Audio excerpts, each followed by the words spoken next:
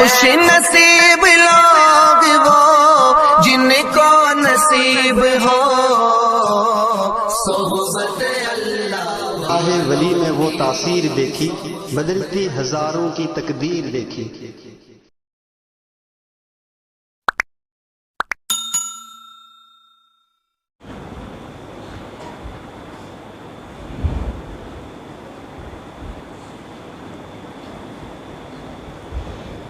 الحمد للہ وکفی وسلام علی عباده الذین اصطفى اما بعد فاعوذ باللہ من الشیطان الرجیم بسم اللہ الرحمن الرحیم قال اللہ سبحانہ وتعالی فی کتابہ الکریم والفرقان العظیم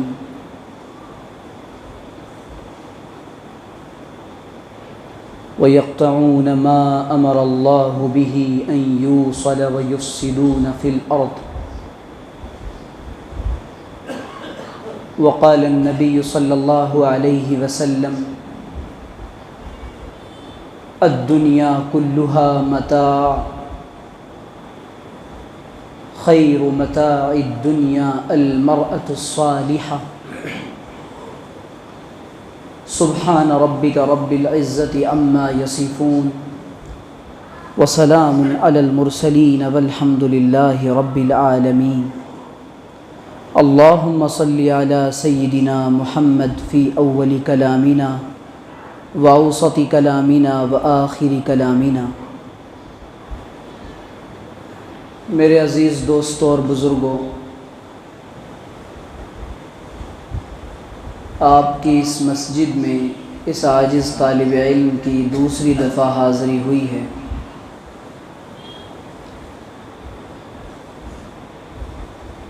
آپ لوگوں کی پرخلوص دعوت پر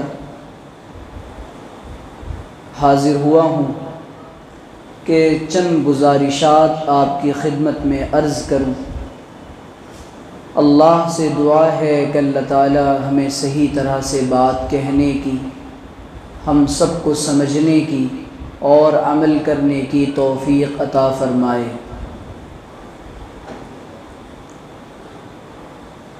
اللہ نے دنیا میں انسانوں کی دو قسمیں بنائی ہیں۔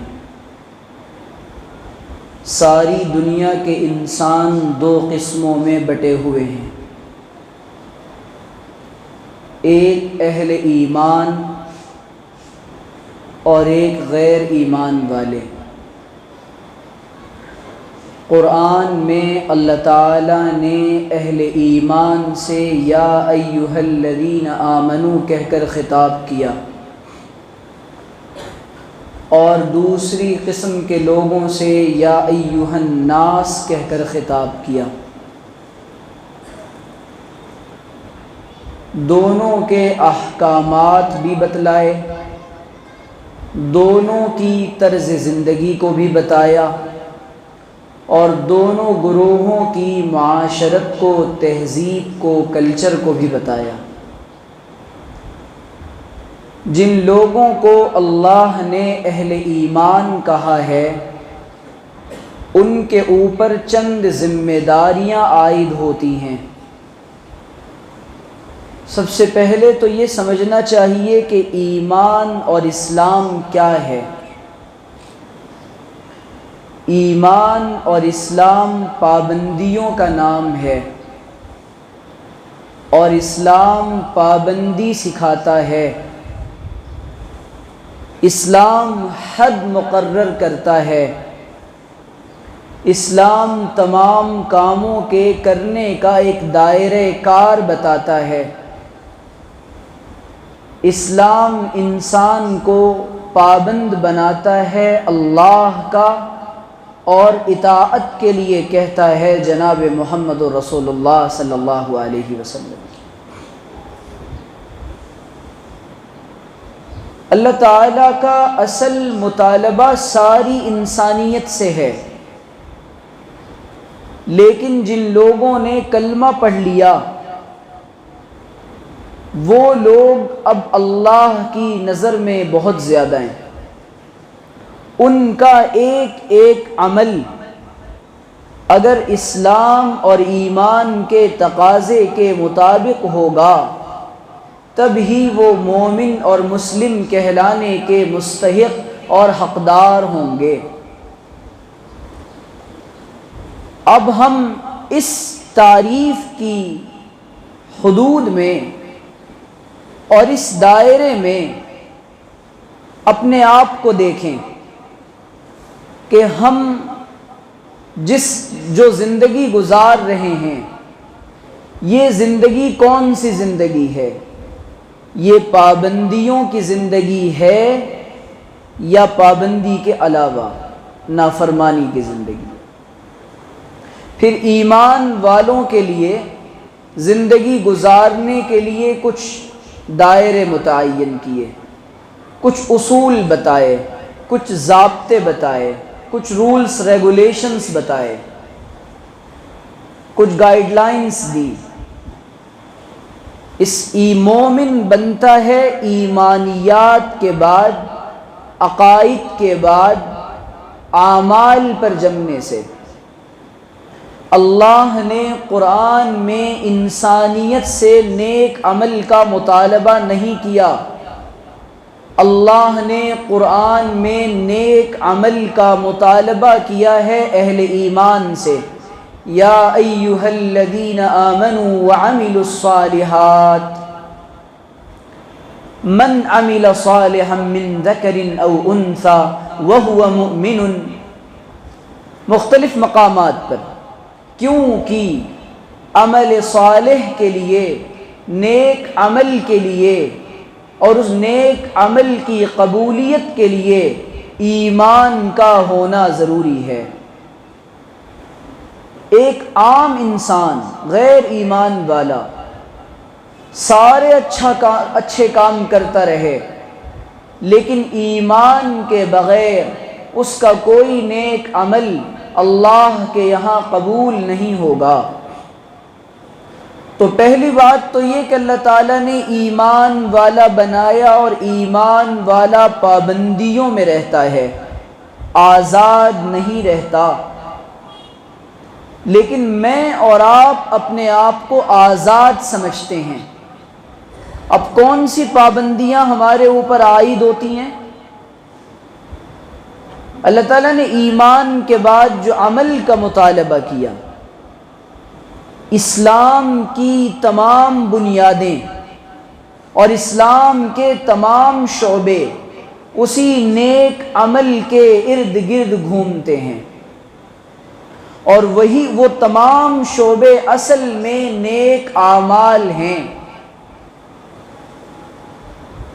ایمان و عقائد کے بعد جب ایمان اور عقیدے کا پتہ چل گیا، اب میں صبح و شام کیسے گزاروں، مومن بن کر یہ ذمہ داری پہلے تو میرے اوپر نافذ ہوتی ہے کہ میں اپنی زندگی کو ایمانی زندگی بنانے کا علم سیکھوں۔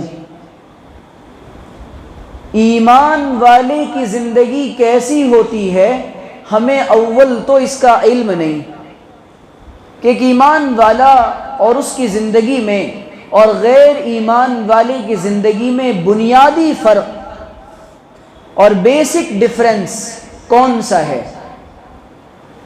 ایمان والے میں اور غیر ایمان والے میں بنیادی فرق یہ ہے کہ ایمان والا ہر حال میں اپنے مالک اور خالق کو راضی رکھنے کی تدبیریں کرتا ہے،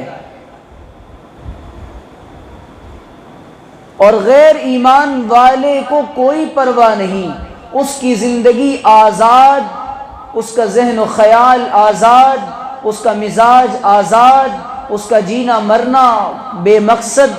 لیکن اللہ تعالیٰ نے دنیا میں ایمان والوں کو ایک مقصد کے تحت بھیجا ہے۔ ان مقاصد پر اگر زندگی گزر رہی ہے تو ایمانی تقاضوں پر زندگی گزر رہی ہے، اور ان مقاصد سے ہٹ کر زندگی گزر رہی ہے تو ایمان و شریعت کے خلاف گزر رہی ہے۔ اب اس کے بعد نمبر آتا ہے جب علم سیکھ لیا عبادات کا، ہم نے عبادات کی جو فہرست ہے اس میں یہ سمجھا ہے کہ صرف نمازیں ہیں، اور عبادات کا دین بھی اس امت کو نہیں آتا۔ آج دنیا کے اندر ایک شور برپا ہے، ایک طوفان ہے، ایک آہ و بکا کا منظر ہے، ساری دنیا رو اور بلک رہی ہے۔ وجہ کیا ہے؟ عبادات بگڑتی ہیں، عمل کی قبولیت رکتی ہے، دعا کی قبولیت رکتی ہے۔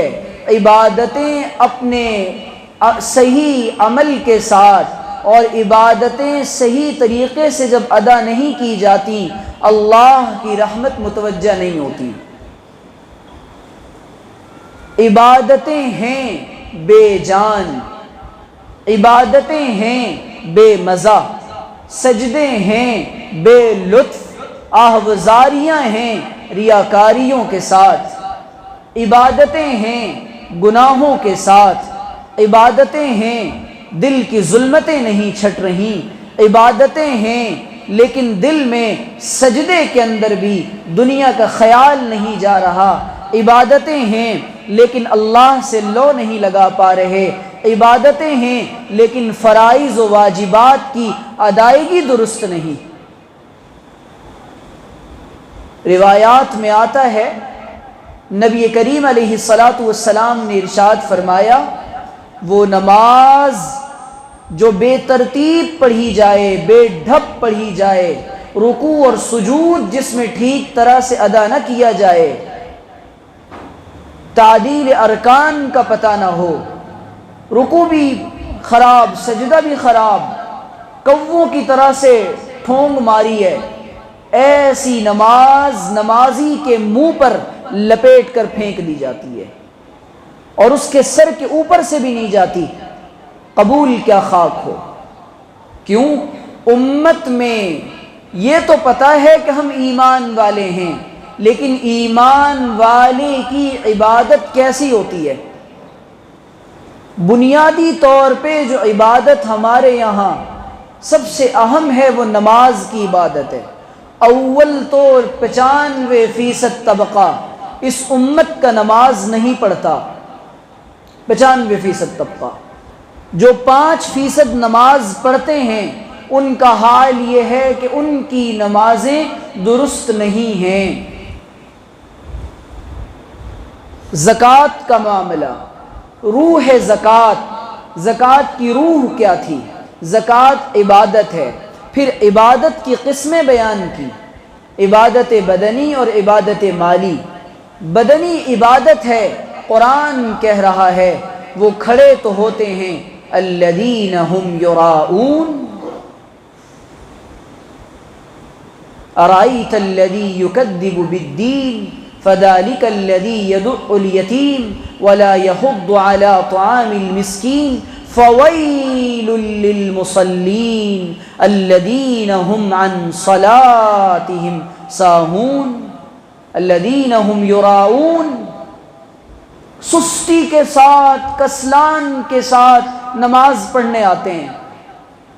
اور دوسری جگہ اللہ تعالیٰ کہہ رہا وَإِذَا قَامُوا إِلَى الصَّلَاةِ قَامُوا كُسَالَىٰ يُرَاؤُونَ النَّاسَ، وہ ریا کرتے ہیں، دکھلاتے ہیں لوگوں کو کہ ہم بھی نمازی ہیں، لیکن جب وہ سجدوں میں جاتے ہیں ان کے سجدے اللہ کے سامنے بظاہر ہوتے ہیں لیکن دل مخلوق سے لگا ہوتا ہے،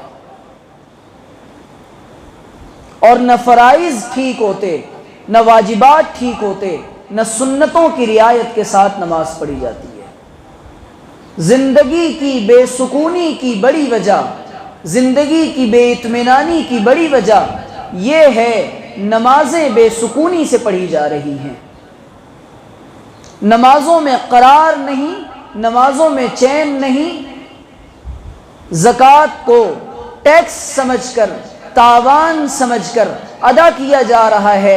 امت کا بہت بڑا طبقہ زکوٰۃ کی فرضیت کا قائل نہیں، بہت بڑا طبقہ زکوٰۃ ادا نہیں کرنا چاہتا، اور جو ادا کرتا ہے وہ دل پر بوجھ سمجھ کر ادا کرتا ہے۔ پوری دنیا کے معاشی بحران کی وجہ یہ معیشت اور گرتی ہوئی اکانومی، یہ مسلمانوں کے زکوٰۃ کے نظام کو منظم نہ کرنے کی وجہ سے ہے۔ جب زکوٰۃ کا حکم آیا، حضرات صحابہ نے زکوٰۃ دی ہے، چند مہینوں کے اندر حال یہ تھا، اور چند سالوں میں مدینہ المنورہ کے معاشرے میں اور مدینے کی سوسائٹی میں کوئی غریب نہ تھا اور کوئی فاقہ کش نہ تھا۔ جب عبادتیں اپنی حقیقت کے ساتھ ادا کی جاتی ہیں، جب عبادتیں اپنی روح کے ساتھ ادا کی جاتی ہیں، اللہ تعالیٰ حالات بدلتا ہے، اور جب عبادتوں کو کھیل اور تماشا بنا لیا جاتا ہے اور دین کو نفس پرستی کے جذبات کے ساتھ ادا کیا جاتا ہے، اللہ تعالیٰ اس قوم پر اور ان لوگوں پر نظر رحمت نہیں کرتا۔ عبادات کا ایک تفصیلی موضوع ہے۔ مومن کا ہر وہ کام جو اللہ کے لیے رسول اللہ کے طریقے کے مطابق ہو، وہ عبادت ہے، وہ دین ہے۔ مومن دنیا دار نہیں ہوتا، مالدار ہوتا ہے۔ مومن کا ہر وہ کام جو دین و شریعت کے مطابق ہے، وہ دین ہے، وہ عبادت ہے، باعث ثواب اور کار ثواب ہے۔ منافق کا ہر وہ کام جو دین سمجھ کر کیا جائے لیکن روح اور حقیقی اعتبار سے دین کا تصور دل میں نہ ہو، وہ بیکار ہے، باعث وبال ہے، عذاب جان ہے۔ عبادات کے بعد معاملہ آتا ہے معاشرت کا، کلچر کا، رہن سہن کا، تہذیبوں کا، زندگی کے گزارنے کا۔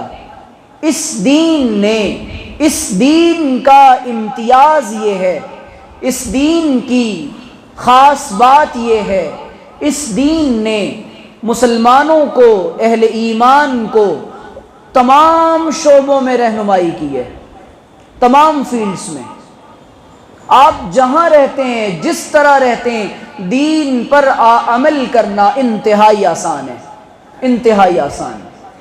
دین پر عمل ہم نے مشکل بنایا ہے، حالات کی وجہ سے، لوگوں کے رعب کی وجہ سے، لوگوں سے مرعوب ہونے کی وجہ سے، غیر اقوام کی ترقیات کو دیکھ کر ہمارے لیے دین پر چلنا مشکل ہو گیا۔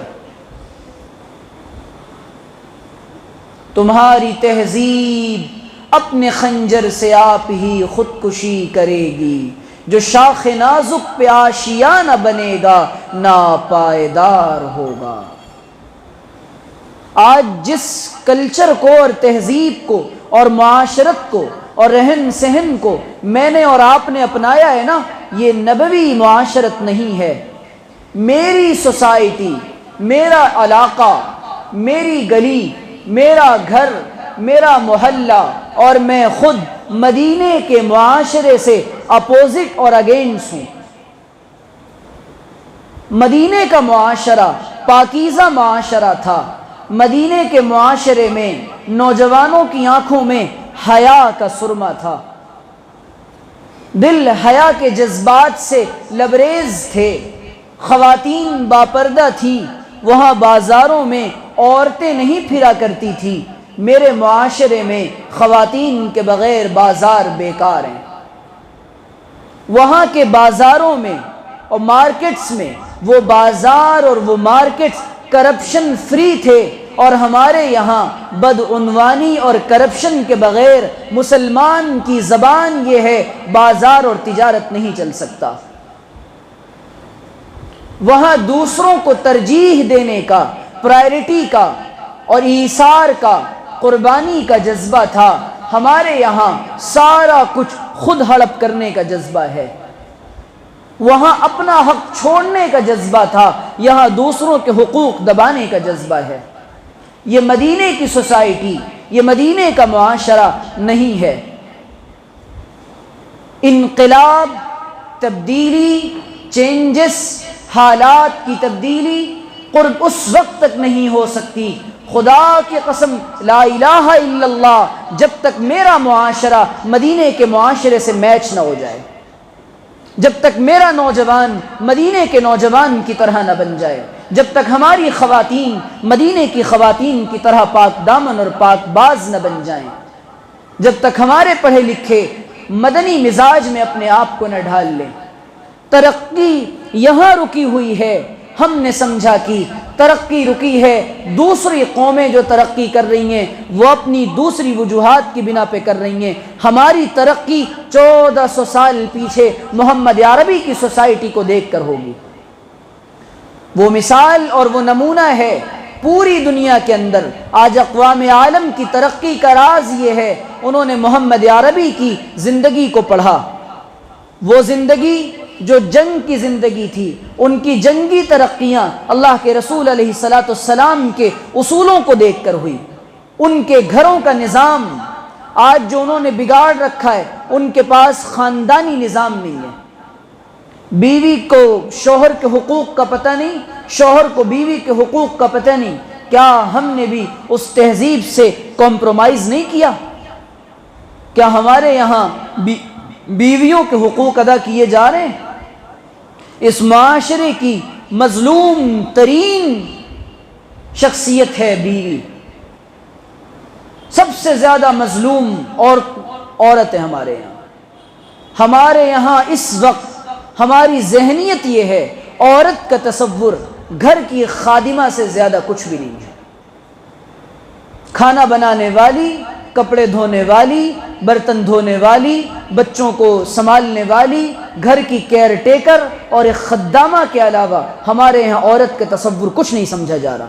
یہ جہالت ہے، یہ جہالت ہے، یہ جہالت ہے، یہ محمدی مزاج نہیں ہے۔ جناب محمد عربی علیہ السلام نے عورت کو اس معراج پر پہنچایا تھا۔ آپ نے بتایا تھا الدنیا کلھا متاع وخیر متاع الدنیا المرأة الصالحہ، دنیا ساری کی ساری نفع اٹھانے کا سامان ہے، لیکن بہترین سامان یہ نیک بیوی اور نیک خاتون ہے۔ جب شوہر اس کو دیکھے تو وہ خوشی محسوس کرے۔ ایک صاحب کہنے لگے کہ میں اپنے گھر میں جاتا ہوں تو اس طرح جاتا ہوں کہ رعب پڑے، دبدبا ہو، اور گھر کے اندر جاتا ہوں تو بالکل فرعون بن کے جاتا ہوں۔ بچے بھی ڈر جاتے ہیں کہ فرعون آ گیا، کھیل تماشے کود سب بند، عورت بھی ڈری سہمی سے ایک کنارے ہو جاتی ہے۔ اللہ کے رسول بڑے فخر سے اس کو بیان کر رہے تھے وہ، خدا کی قسم یہ محمد الرسول اللہ کا دین نہیں ہے۔ آپ علیہ السلام جب اپنے گھر میں داخل ہو رہے ہیں مسکرا کے داخل ہو رہے ہیں، سلام کے ساتھ داخل ہوتے ہیں۔ اپنی ٹینشن، اپنی پریشانیاں اپنے دفتر میں دباؤ۔ تمہارے ساتھ جو کچھ ہو رہا ہے وہ ڈپریشن اپنی بیوی پہ نہ ڈالو۔ اور پھر یہ کہ بچوں سے جب میاں بیوی کے جھگڑے آپس میں بڑھ رہے ہیں نا، اس ڈپریشن اور ٹینشن کا اثر نسلوں پر پڑ رہا ہے، اولادوں پر پڑ رہا ہے، ننھے ننھے چھوٹے چھوٹے نونہالوں پر پڑ رہا ہے۔ وہ بچہ بھی ڈپریشن کا شکار ہے۔ اس کی جو مینٹل گروتھ ہونی تھی، مینٹل اپروچ ہونی تھی، اس کا جو آئی کیو لیول بڑھنا تھا وہ بڑھ نہیں سکا۔ وہ بیچارہ دب گیا، وہ احساس کمتری کا شکار ہو گیا۔ تو ہم نے جس دین کو اللہ کے رسول اپنی بیویوں کے ساتھ دل لگی کر رہے ہیں، آج ہمارے یہاں ایک ایگو یہ ہے، شوہر تو وہ ہستی ہے دنیا کے اندر جس سے کبھی کوئی غلطی ہوتی ہی نہیں، یہ تو آب زمزم سے دھلا ہوا ہے، معافی مانگے گی تو بیوی مانگے گی، جھکے گی تو بیوی جھکے گی، کمپرومائز کرے گی تو بیوی کرے گی، ایڈجسٹ کرے گی تو بیوی کرے گی۔ شوہر تو جبریل کا رشتہ دار ہے، اس کو کون سی غلطی اس سے ہوتی ہے؟ خود تو معافی مانگنے میں یہ تکبر ہے کہ انسان اپنی بیوی کے ساتھ ظلم کیے جائے اور اسے احساس نہ ہو کہ یہ ظلم ہے۔ حضرت اقدس شاہ حکیم محمد اختر صاحب نور اللہ مرقدہ بڑی عجیب بات کہتے تھے۔ اس سے پہلے حضرت تھانوی نے ایک بات بڑی عجیب لکھی ہے۔ حضرت تھانوی کہتے ہیں آج ہمارے اسلام دو چیزوں کی تعلیم دیتا ہے، حقوق اللہ اور حقوق العباد۔ اللہ کے حقوق اور بندوں کے حقوق۔ اور کہتے تھے کہ جو حقوق العباد ہیں، بندوں کے جو حقوق ہیں، اصل میں وہ اللہ کے ہی حقوق ہیں۔ اب جو بندوں کے حقوق مارے گا اور بندوں کو دبائے گا، وہ اللہ تعالیٰ کے حقوق مار رہا ہے، کیونکہ اللہ کو اپنی مخلوق سے بڑا پیار ہے۔ آج ہمارے اندر سے، اپنی گھر کی عورتوں سے، بچوں سے محبت اور ہمدردی کا جذبہ نکل چکا۔ یہ دین ہے، یہ دین ہے، یہ دین ہے۔ عبادات کا دین سیکھ بھی لیا، سارے مسائل معلوم کر لیے۔ ہمارے یہاں دو پہلو کمزور ہیں، معاشرت اور معاملات۔ معاشرت اور معاملات، یہ دو پہلو کمزور ہیں۔ اور اخلاقیات یہ ابتدا ہے، یہ زینہ ہے صحیح معاشرت اور صحیح معاملات کا۔ اخلاق بگڑتے ہیں تو معاشرت و معاملات تباہ ہو جاتے ہیں۔ بد اخلاقی یہ ہے، انسان دوستوں سے تو خوب ہنس ہنس کے بات کرے، گھر میں آتی بیوی کے سامنے فرعون بن جائے، والدین کے سامنے میٹھے بول نہ بول سکے، بچوں سے محبت اور پیار نہ کر سکے۔ قربان جائیں جناب محمد عربی کی عظمت پر، آپ بچوں کو کے ساتھ دل لگی کر رہے ہیں، چوم بھی رہے ہیں، گلے سے بھی لگا رہے ہیں۔ نمازوں میں بھی حضرات حسنین اوپر آ جاتے ہیں، حضور چوم رہے ہیں، گلے لگا رہے ہیں، پیار کر رہے ہیں۔ دیکھنے والا کہتے ہیں بچوں کو بھی پیار کرتے ہیں، ہمارے یہاں تو بچوں سے پیار نہیں کیا جاتا۔ رسول اللہ نے فرمایا تیرے دل سے جب رحم اور محبت و شفقت کا جذبہ نکال دیا گیا ہو، اس کے لیے میں کیا کروں؟ اگر بچوں سے محبت نہیں ہے، بیوی سے محبت نہیں ہے، ماں باپ سے محبت نہیں ہے، دل سے رحم کا جذبہ نکال دیا گیا ہے، ضمیر مردہ ہو چکا ہے۔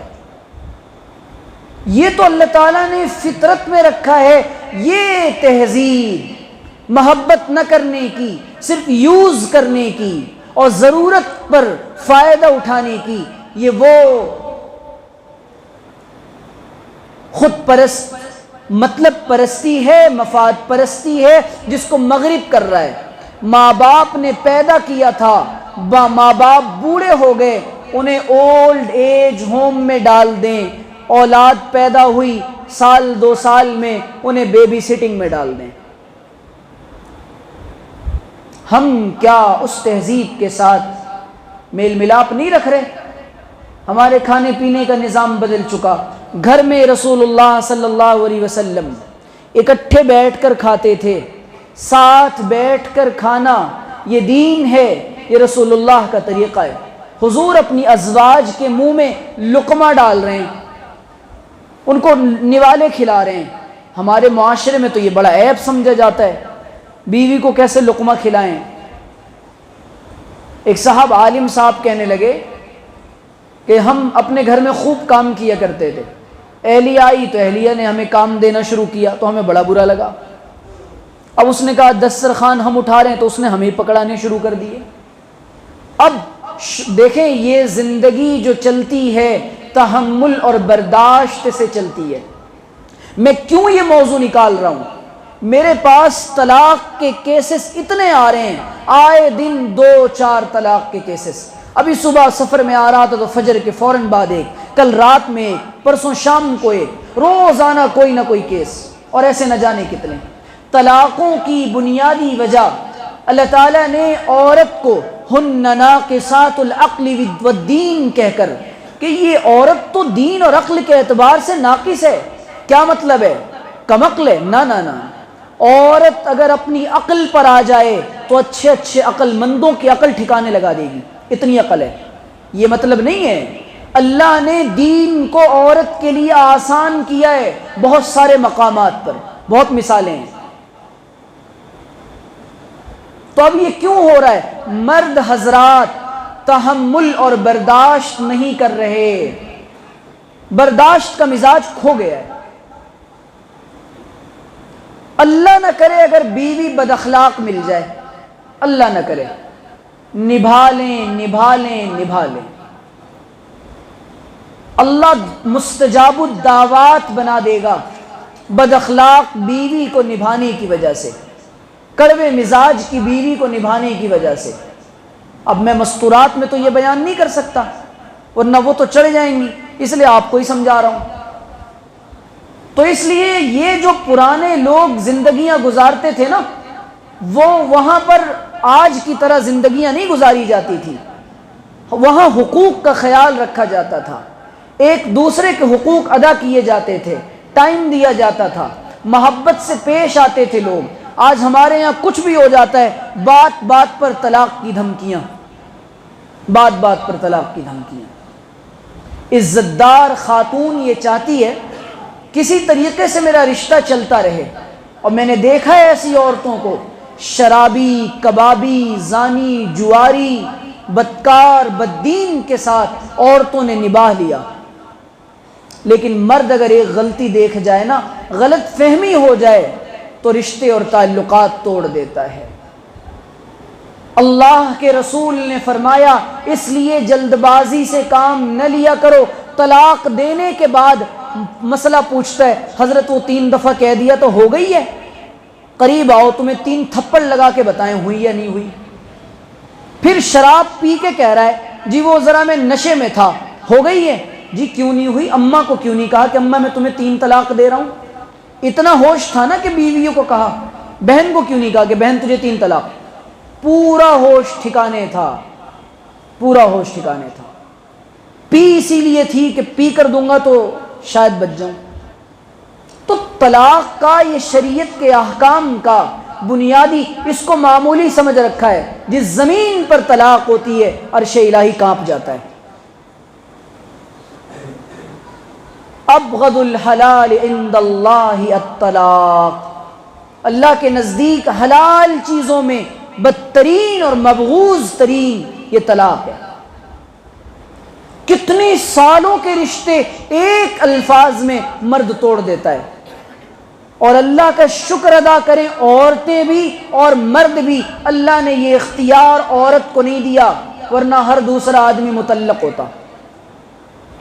جلد باز ہوتی ہیں، اللہ نے ان کے مزاج میں، ان کی فطرت میں عجلت بنائی ہے۔ نبی نے فرمایا ان کے ساتھ سختی نہ کرنا، سختی نہ کرنا، یہ ٹیڑھی پسلی سے پیدا کی گئی ہے، ان کے ساتھ سختی کرو گے ٹوٹ جائے گی۔ فَإِنَّ كَسْرَهَا الطلاق، اور اس کا ٹوٹنا طلاق ہے۔ خواتین بیٹھی ہوئی ہیں، پھر دوسرے نکاح کا رواج بھی اور مزاج بھی ہمارے معاشرے میں نہیں ہے۔ طلاق یافتہ ہزاروں بیٹیاں، ہزاروں بچیاں، مطلقہ، بیوہ، بڑی عمر کی عورتیں بیٹھی ہوئی ہیں، 35 سال، 40 سال عمر ہو گئی۔ مدینے کے معاشرے میں کوئی طلاق یافتہ عورت ایسی نہ تھی جس کا خاوند نہ ہو، کوئی بیوہ ایسی نہ تھی جس کا خاوند نہ ہو۔ اہل ایمان کی ذمہ داریوں میں سے ایک ذمہ داری یہ بھی ہے کہ وہ بے نکاح جوڑوں کے نکاح کروانے میں اپنا کردار ادا کریں۔ وَأَنكِحُوا الْأَيَامَ مِنكُمْ، قرآن نے کہا ہے تم میں سے جو بے نکاح ہیں، جو طلاق یافتہ ہیں، جو بڑی عمر کے، جس طرح کے بھی نکاح نہیں ہے جن کے بھی، ایسے ہی تجرد کی زندگی سے 80 سال کی عمر میں بھی، آج ہمارے یہاں دوسری شادی کا جو مزاج نہیں، اس کی بڑے نقصانات ہو رہے ہیں۔ میں یہ نہیں کہہ رہا آپ جا کے کر لیں اور آپ سب اسی کرائٹیریا پہ اترتے ہیں، لیکن جو لوگ صاحب استطاعت ہیں، جنہیں ڈر نہیں ہے، خوف نہیں ہے کہ میں حقوق ادا کر سکوں گا، وہ کریں۔ یہ ذمہ داری ہے آپ کی۔ بیٹیاں بیٹھی ہوئی ہیں، عمریں نکلی چلی جا رہی ہیں، یہ بات تب پتہ چلتی ہے نا اس وقت جب اپنی بیٹی بیوہ ہو جائے، اپنی بیٹی طلاق یافتہ ہو جائے۔ میں نے دیکھا ہے ایسے لوگوں کو جو نفرت کرتے تھے۔ ایک صاحب میرے سامنے بیان کرنے لگے، آپ نے سنا وہ فلاں حافظ صاحب نے دوسرا نکاح کر لیا؟ میں نے کہا انا للہ و انا الیہ راجعون۔ کتنا بڑا ظلم کیا نا انسانی معاشرے پر، کتنا بڑا حرام کام کر دیا۔ جس معاشرے میں نکاح ثانی کو عیب سمجھا جائے گا، وہاں زنا کے اڈے کھلیں گے۔ لکھ لو اس تحریر کو یوسف کی، وہاں بیٹیوں کی عزتیں سستی ہوں گی۔ تمہیں نہیں پتا گراؤنڈ ریئلٹیز کیا ہیں۔ عورتیں اپنے حقوق معاف کرنے کو تیار کہ ہمیں کوئی پاک دامن پاک باز اللہ کا بندہ اپنا لے اور ہماری عزتیں محفوظ ہو جائیں۔ یہ میرے معاشرے کی خرابی ہے۔ مدینے کا معاشرہ وہ تھا جہاں کوئی بیوہ نہیں تھی، اکیلی نہ تھی، اور نکاح کو آسان بنایا گیا تھا۔ میں عرض یہ کر رہا تھا، یہ اللہ تعالیٰ نے اور عورت کو جنت کی نعمتوں میں سے ایک نعمت کہا ہے، نہ کسی ولی کو نہ کسی قطب ابدال کو کسی کو جنت کی نعمت نہیں کہا، لیکن نیک عورت کو جنت کی نعمت کہا ہے۔ سبحان اللہ، یہ اللہ تعالیٰ نے مقام دیا ہے خواتین کو، اور ہم سارا دن بس کام کام کام۔ اس کی خیریت بھی پوچھی ہے کبھی؟ اس کا حال چال بھی لیا ہے کبھی؟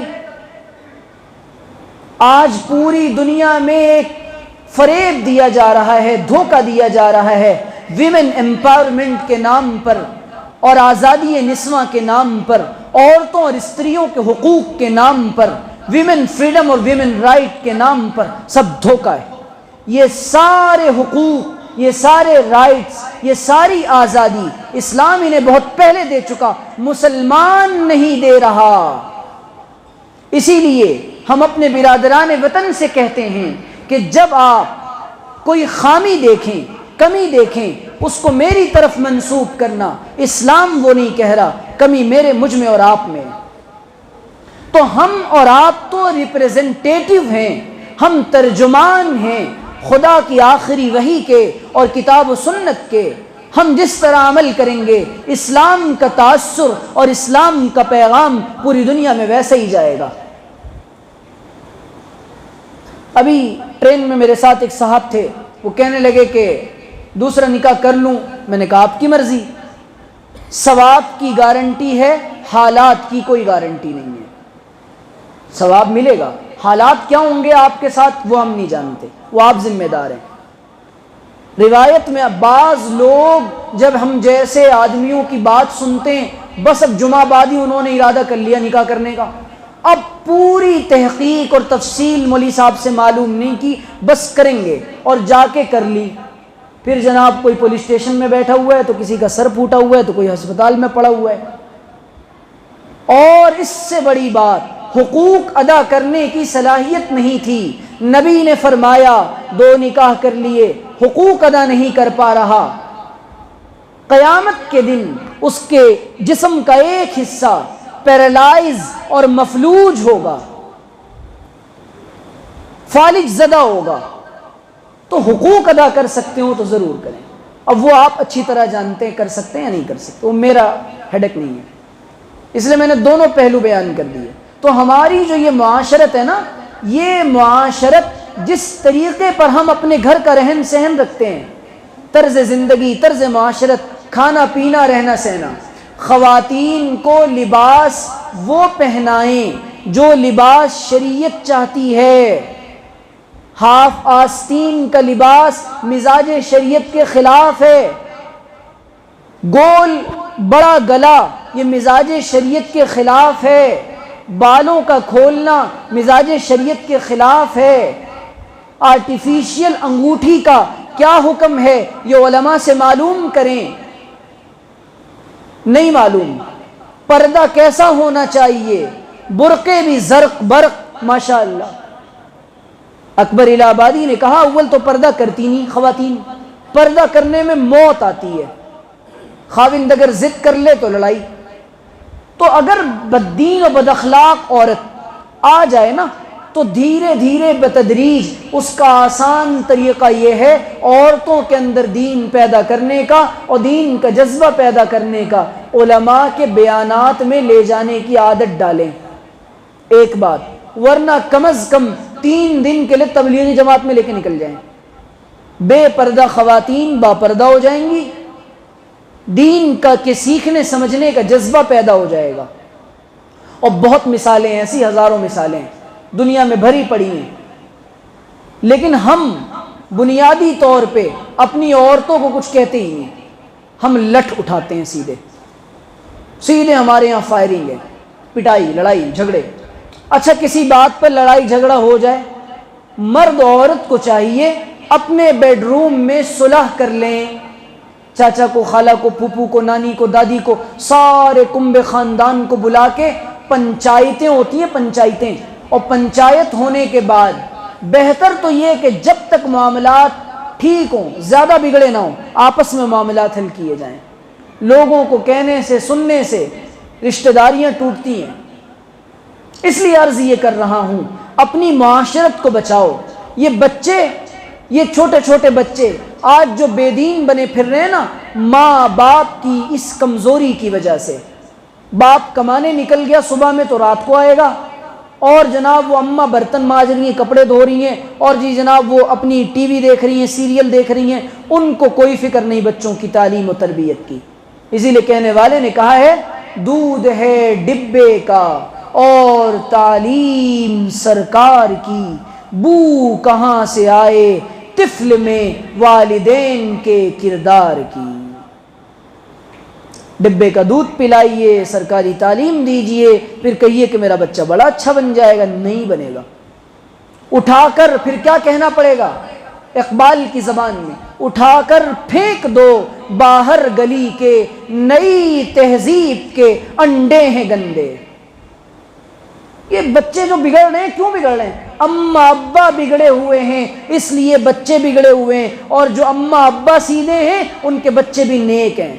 تجربہ کر لیں، دنیا کے اندر انقلاب کی ایک شکل ہے اور ایک طریقہ ہے، ایک مرد بدل جائے، دوسرے عورتیں بدل جائیں، زمانہ بدل جائے گا، لیکن ہم بدلنا نہیں چاہ رہے، ہم نیک بننا نہیں چاہ رہے۔ تو اپنی معاشرت کو تباہ ہونے سے بچائیں، ہم اپنے گھریلو نظام کو، ہمارے ابا بھی ہیں، اماں بھی ہیں، رشتہ داریاں بھی ہیں، ان کو بتائیں، بچے جوان ہو جائیں ان کو بتائیں کہ بیٹا خالہ کے بچوں، پھوپھی کے بچوں، ماموں کے بچوں، چچا کے بچوں، ان سب سے بیٹوں اور بیٹیوں تمہارا پردہ ہے۔ کزنس کے ساتھ بیٹھا کر اور بیٹھ کر ہا ہا ہو کیے جا رہے ہیں، اماں ابا کو کوئی فکر نہیں، یہ ناجائز و حرام ہے، یہ ناجائز و حرام ہے۔ میرے پاس دہلی سے کل ایک خاتون کا فون آیا، اس نے کہا میرا شوہر اپنی بھابھی سے ناجائز تعلقات رکھتا ہے۔ یہ ایک کیس نہیں ہے، جہاں کزنس کے ساتھ اختلاط ہوا، گیدرنگ ہوئی، اور جہاں پر بے پردگی کی ابتدا ہوئی، وہاں سے راستے کھلتے ہیں بے حیائی کے۔ آپ مانیں یا نہ مانیں، یہ زمینی حقائق ہیں، میں ہوائی باتیں کرنے کا عادی نہیں ہوں، اس زمین کا عادی ہوں اور اسی زمین کی بات کر رہا ہوں۔ آپ مانیں یا نہ مانیں، آپ بے پردگی کا نقصان اپنی بچیوں کو اور اپنی عورتوں کو بے حیائی کی صورت میں دیکھیں گے۔ آپ نہ مانیں، نہ کرائیں پردہ، اور دیکھ لیں تجربہ کر کے، اللہ نہ کرے۔ الامان والحفیظ۔ میں یہ عرض کرنا چاہتا ہوں، اللہ تعالیٰ نے ایک خوبصورت دین دیا ہے، اس دین کی حفاظت کریں، اس دین کی قدر کریں۔ اللہ کرے کہ ہمیں یہ بات سمجھ آ جائے کہ یہ دین مبارک، اس دین پر عمل کرنے والے مبارک، اور جنت کا راستہ اس دین کے ساتھ چل کر اور اس دین پر چل کر طے ہوتا ہے، اس کے علاوہ سب دھوکہ اور فریب ہے۔ اللہ کرے کہ اللہ ہمیں یہ بات سمجھا دے۔ وآخر دعوانا ان الحمد للہ رب العالمین۔